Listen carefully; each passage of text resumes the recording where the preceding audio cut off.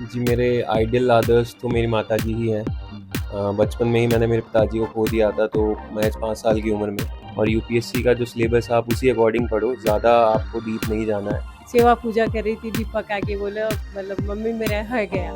मैं तो बिल्कुल खो गई। आज जो इसने अचीव किया है उससे नया बर्थ मिला है, जैसे हमारे परिवार। चाचू की तरह क्या बनना चाहो?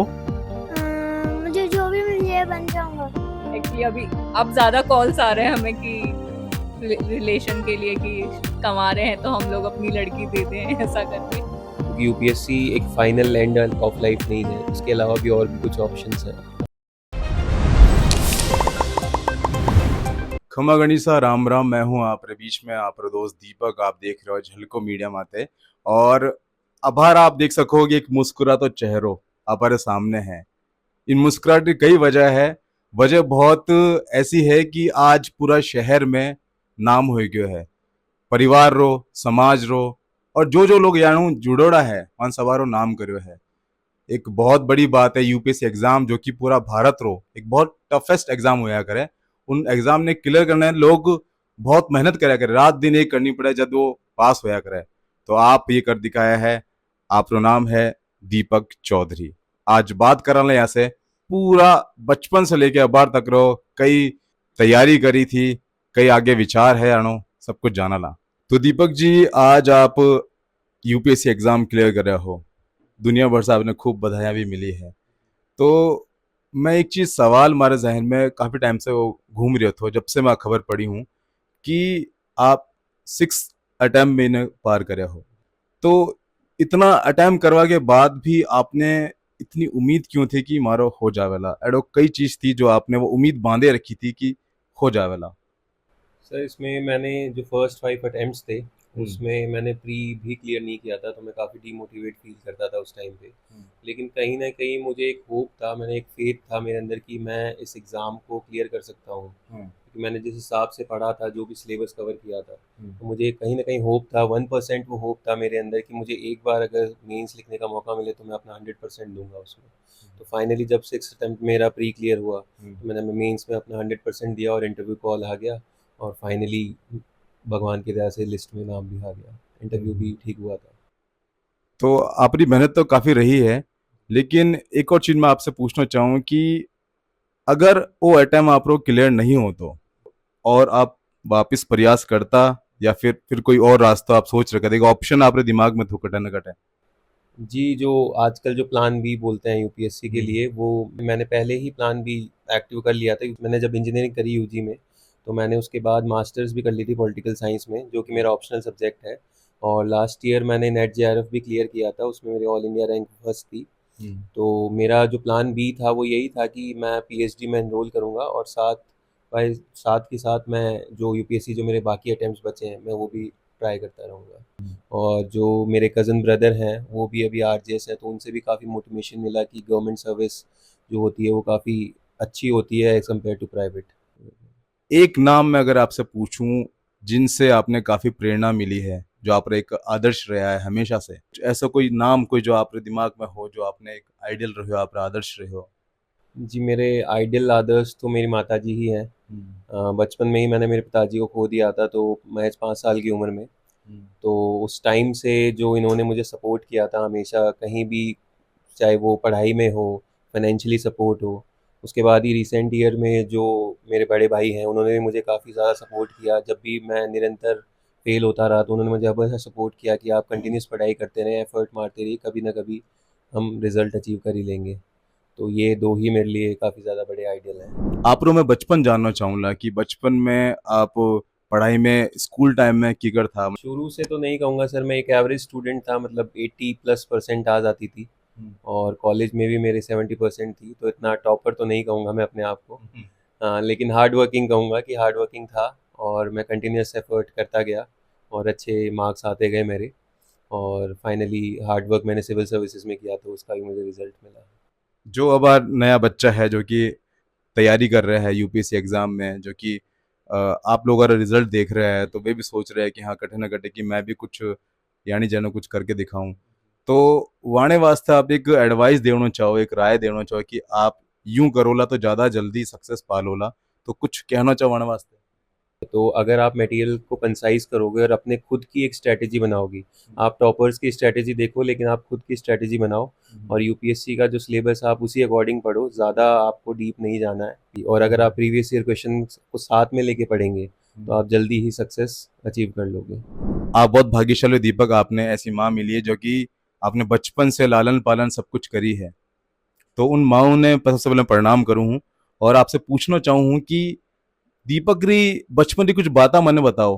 वो कौन सी बातें है जो आपने बहुत परेशान करती थी, जो कि दीपक ने आप बार बार टोकती थी, अरे यूं मत कर, समझ जा हाल भी टाइम है। तो ऐडो कुछ रहे हो, आप कुछ बताना चाहो। सर वो कहना मुझे, मैं दूदू रहती थी पहले। 2001 में उनके पापा खत्म है गए था, तो उनके पापा था जो, तो मतलब खूब बच्चा का पालन पोषण खूब है, मेरे को कुछ पता नहीं था। 1 साल में मैं खूब टूट गई बिल्कुल।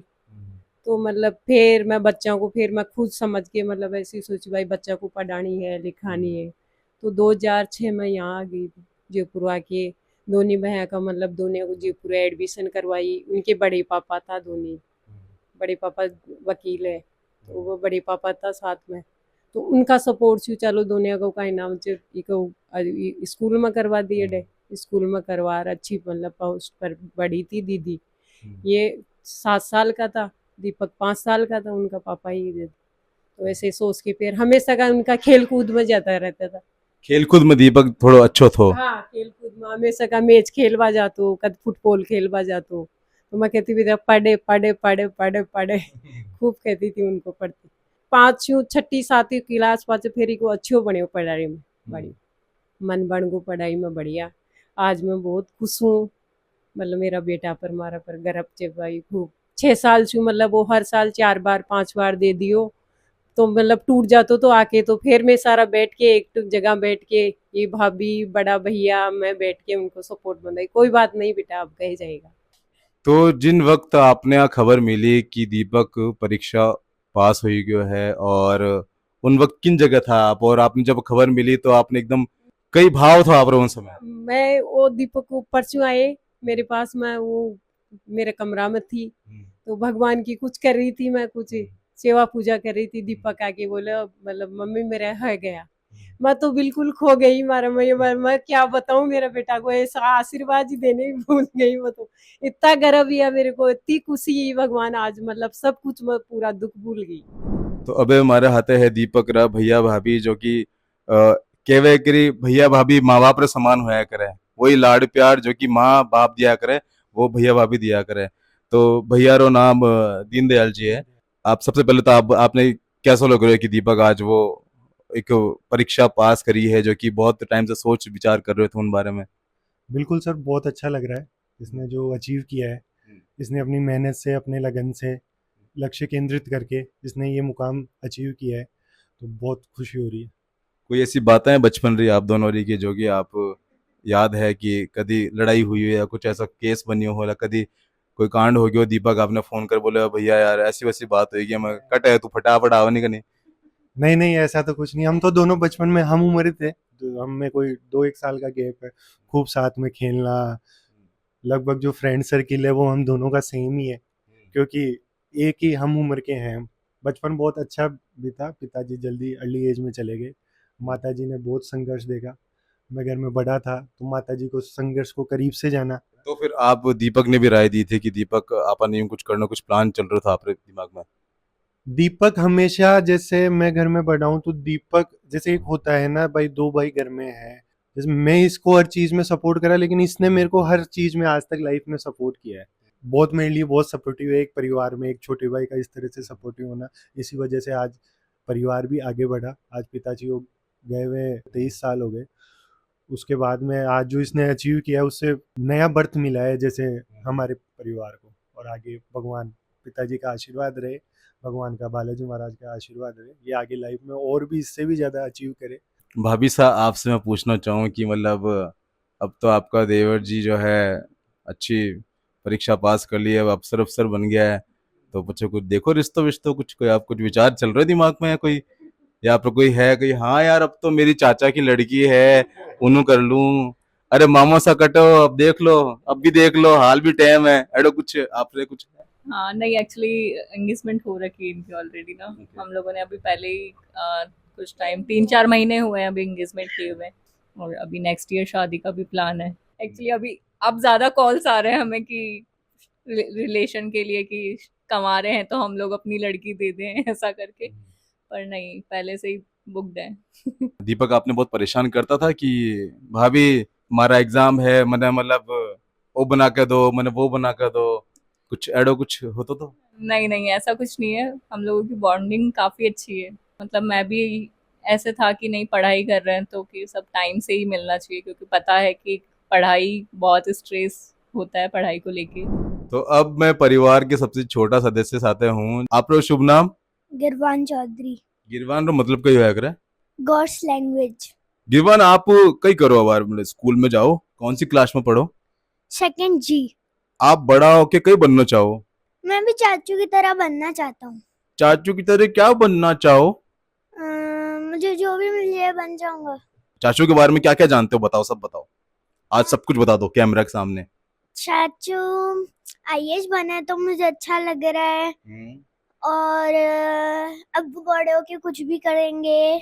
आगे दी जर्नी कही है आप, आगे रो कई सफर है आपको कि अटे से अब आगे ट्रेनिंग होवेला या कई होवेला, उन बाद कुछ डिपार्टमेंट डिसाइड होला, तो उन बारे में थोड़ा बताओ ताकि जनता जान सके थोड़ा बहुत। जी, जैसे कि मेरे अभी रैंक आई है 755, उस हिसाब से मुझे सर्विस एलोकेट होगी। और अगस्त में जहाँ लबासना मसूरी जो ट्रेनिंग है वहाँ पे सेंटर है, वहाँ पे हमें 3 महीने का फाउंडेशन कोर्स करना होगा। और साथ ही साथ मैं अपनी रैंक इम्प्रूवमेंट के लिए वापस ये एग्ज़ाम अटैम्प्ट करूँगा ताकि मुझे और आगे रैंक मिले और अच्छी सर्विस मिले आगे। डिपार्टमेंट वगैरह सब कुछ किन हिसाब से मिला करे? जो टॉप रैंकर्स होते हैं उनको आईएएस मिलता है। उसके बाद सेकंड जो ऑल इंडिया सर्विस है आईपीएस, इंडियन पुलिस सर्विस। उसके बाद फिर जो ग्रुप ए सर्विसेज आ जाती है, जैसे Indian revenue service, Indian defence account service, और जो एक नई सर्विस आई है अभी इंडियन रेलवे मैनेजमेंट सर्विस। तो ये ग्रुप ए सर्विसेज आ जाती हैं। जो ऑल इंडिया सर्विसेज हैं वो केवल टॉप के 200 और 300 रैंक वालों को ही मिलती है। भाई कौन सी बात है जो आपके दिमाग में है पहले से तय है कि जब आपने कार्यभार मिल जाला तो सबसे पहले मैंने वही चीज़ें सुधारनी है? वो तो सर डिपार्टमेंट पे करेगा। जैसे कि मोस्ट प्रोबेबली आईआरएस मिलेगा।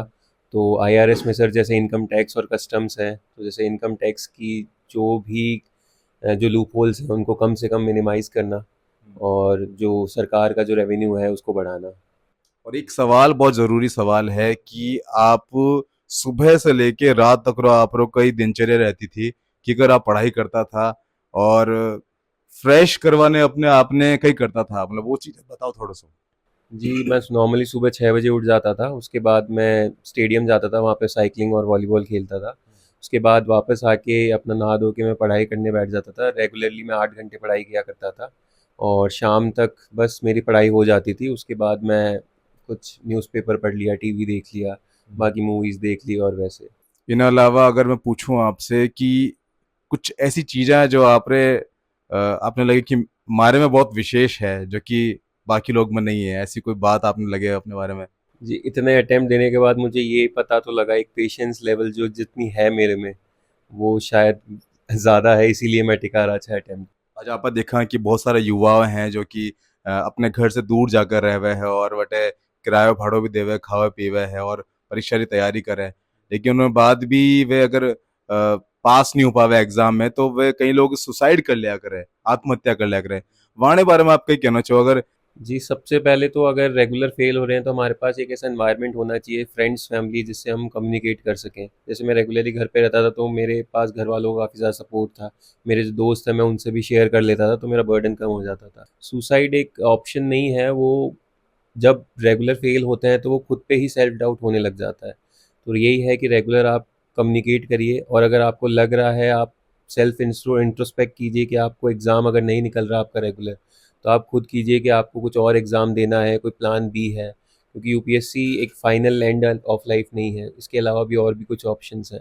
कोई ऐसी मूवी जो आपने बहुत इंस्पायर करती हो, जो आप बार बार देखता हो, ऐसी कोई मूवी हो? जी, मूवी मुझे जहाँ तक याद आ रही है, मुझे मिल्खा सिंह काफ़ी अच्छी लगी थी और मैं उसको बार बार देखता हूँ, मुझे कभी बोर नहीं होता मूवी देख के। वो मिल्खा सिंह, उसमें उसी ने मुझे पेशेंस, डेडिकेशन और करेज वाली जो वैल्यूज़ हैं वो मैंने वहीं से इंस्पायर होके अपनाई है। तो आज आप देख रहा था, मैं बात कर रहे थे दीपक से, जो कि अबार यूपीएससी एग्जाम क्लियर करे है, आप जयपुर शहर रहा है। और बहुत ही एक जबरदस्त यह की कहानी रही है। अटे परिवार के सब लोग से आप बात करी थी, सबसे सुनिया था। अगर आपने वो वीडियो बहुत प्रभावित करे है तो ज़्यादा से ज़्यादा इन्हें शेयर करो, कमेंट करके बताओ। और झलको मीडिया माते देखता रहिजो। मैं थो आपरो दोस्त दीपक।